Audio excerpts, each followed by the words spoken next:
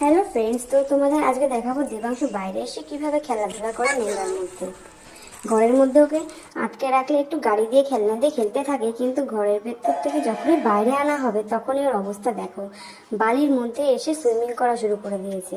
গাড়িটার তো কোনো সম্মানই নেই। গাড়িটার কি অবস্থা!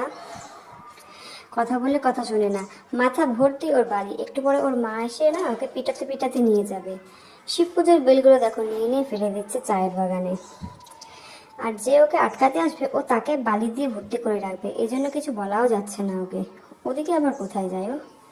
ওই দেখো, লোকে খেয়ে খেয়ে খাবারের প্যাকেট ফেলে রেখেছে, ও সেগুলো কুড়িয়ে বেড়াচ্ছে।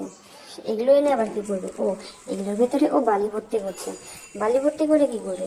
ই হে, পুরো ঘর ভর্তি বালি করে দিয়েছে, এখনই খাবে মার। পেঁপে গাছের ডাল নিয়ে দেখো গাড়িটাকে মারছে, আমাকে দেখে আমাকেও মারছে। কি অবস্থা!